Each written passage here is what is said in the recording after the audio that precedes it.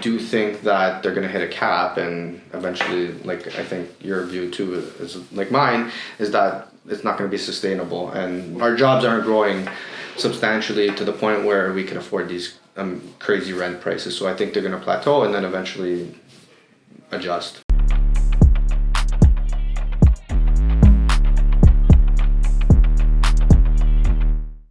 Hey, Steve and Mike, we're at the segment of Hot Takes. So Chris is going to read us some questions and we're going to answer top of mind of what's currently happening in the real estate market or news in general that's relative to today. Let's hit it off, Christopher. So we have some articles on here saying that Toronto rent prices continue to climb higher and they're unreasonable at this point. Do you think they're going to keep going, or are we at the peak? We touched on this, what I think about this, but let's see, what do you think, Mike? I think we're at the peak. I don't know if we're at the peak.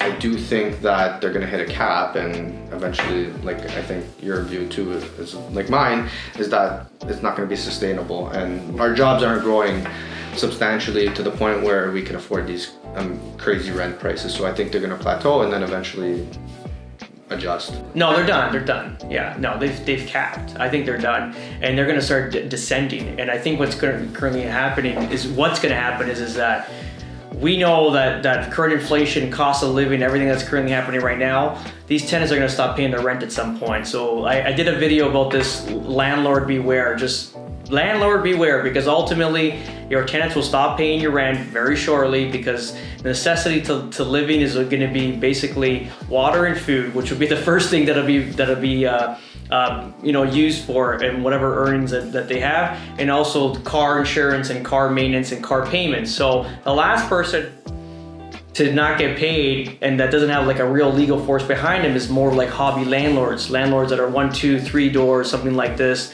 So definitely landlord beware. And then you're going to see there. So once a landlord stop getting paid, they might work out a new deal with these tenants to get a lower rate. Well, instead of $3,500 or $3,000 for a townhouse, why don't we talk about $2,200? Would that work for you, Mr. Landlord? And I think the tenant's going to win that battle every day of the week. Instead of the landlord losing the property, if they agree to a new payment and the tenant goes forward with it, that'll be so there'll be some backdoor or background deals for sure, I think, going forward. And then also looking at the landlord or tenant board, they're backed up like 9 months right now. So that's another thing. Again, we put in a call not too long ago. So if you need to take 9 months to get rid of them, do you have the holding power? Do you have the holding power for that time, especially with payments going up?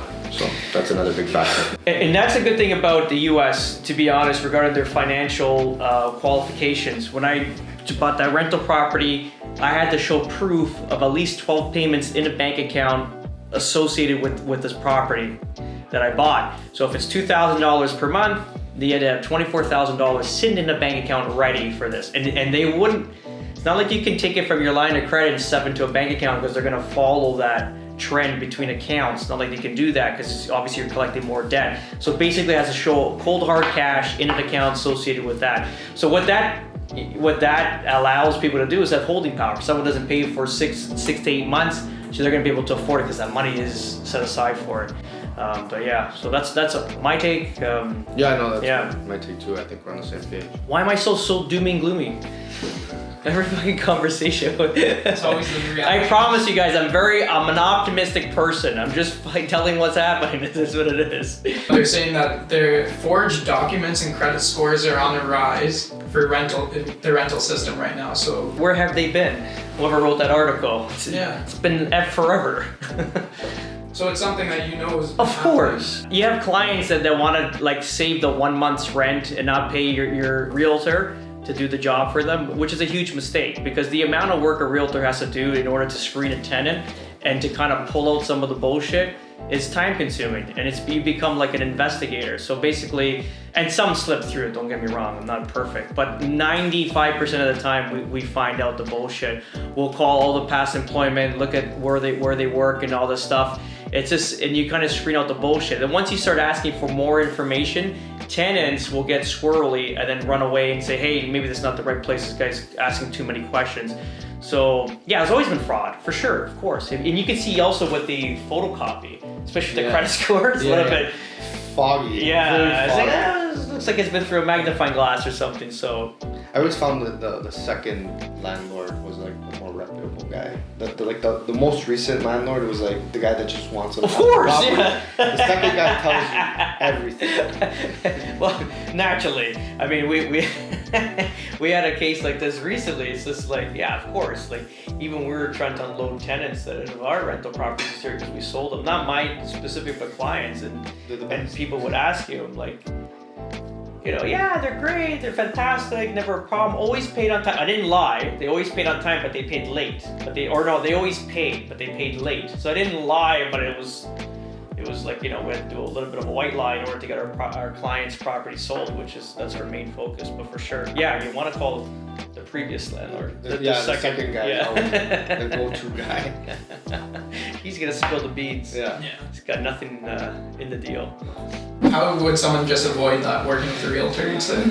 Yeah, I think it's the best option. Again, a good realtor. If you're dealing with a realtor that's his base commission to like survive, probably not a good idea, because they're gonna push through anything. If it's someone like me that I do it for servicing clients rather, like even when we sell investment properties to clients, I put it in the deal like I'm gonna screen, qualify your first tenant, and it's gonna be on the house. I'm gonna do the first one for free because I want to make sure your investment is rolling. I don't want you to get into a situation where we buy this investment, then it doesn't work out for you and you never buy again. Naturally, I want you to be successful, so I'll screen out your tenants. So I'd rather do it for free in most cases, and if it's a listing coming outside, yeah, well, obviously we'll take the half month's rent because that's what it works out to. But it's really like 18 times the work, maybe more now, regarding commission, like a half month's rent compared to if you actually did a sale. But it's like always. 120th, 125th, something crazy. Yeah, it's definitely a lot more work. Yeah. Okay, and then the last one we have is that Toronto's cracking down on homeowners and nailing them with a vacancy tax. So a lot of people might have already gotten this in the mail, but you have to register what your property is being used for. It makes sense too, because if you have vacant properties, these guys are not paying or not simulating in the community. They're not putting money back into the community. This is usually their sort of like land banking or home banking, where it's if their country is unsafe or unsavory to hold money, they're kind of moving money out of country to kind of sit there. So even if they're probably paid in cash, so if it's costing them $10,000, $15,000 a year to maintain, it's a deal for them, right? So it makes sense. They don't have to deal with tenants and all that. Yeah. They just want the money to sit there. Security. Stay safe. Yeah, just in case forget about it. If you live in China, it's a communist country. Is anything taken away from you anytime? Who we talking about in here, right? Specifically. So yeah, if you're in a communist country, naturally you want to put money into safe haven, let's say like Canada, where you're allowed to buy properties. If something were to come down the pipe in China, you get stripped of all your assets. At least you have some security across. I mean, that's a smart thing to do if you live in a communist country like China. Well, another thing they're also doing now to combat this is the foreign buyer freeze, right? So January 1st, they're gonna have a foreign buyer freeze versus what we saw in 2017. They put a 15% tax. So now, as of January, they're not allowed to buy anything. And I'm sure there's gonna be there's always a loophole that they're gonna find to get around it anyway. So we'll see. So this is government, God bless them. They try their best. So they put that in place because there was no inventory, which was a good thing. It's like, hey, we're not going to offer real estate to outside the country. We're going to give it to our citizens first because there is a shortage of it. Great, you did something well. Didn't help because it's going to come into effect in 2023, but it was a good idea. Yeah. But now it's about time to kind of remove that because the economy's in a shit. So now what are they going to do? So there's no buyers right now. You're taking a nice pool of buyers out of the pool. And now you got these people from abroad. They're looking at Canada like it's finally a deal in place that might stimulate the economy, bring it back on its feet, and you're going to take them away. God bless them. You guys do your best. God bless you guys. I don't know what to say. It's crazy. I hope they remove that. They have to remove that. That doesn't make sense. Like it's done. That's the problem with policy. It takes so long to push it in, and it takes. They're not gonna just remove it. They can't remove it. It's such a broken system where if somebody's in charge of that, especially the economists, you know, like our real estate markets, our whole economy here, and immigration and stuff like that. And if this is the industry that's suffering right now because of the interest rate hikes, if you can get fresh money in the country, holy shit, sign everybody up. You should be sending the people that we have in power, that we pay their salaries, whether ambassadors, whatever they're called, or dignitaries, they should be going across, talking, trying to sell our real estate, like glorified realtors. Maybe send one of us down there. We'll help out the country. It's true. Yeah, is that controversial? I don't know. It's the truth, right? But that's what they should be doing. They'd be selling it like a champ, selling it like Sirhan. Are you joking? It's crazy. They try their best, I tell you. Hey, thanks for watching. If you have any questions regarding real estate, or if there's other topics in the real estate market you'd like us to cover and have a hot take on, please send us a comment or a direct message. We'd definitely get back to you. Have a great day, guys, and we'll talk soon.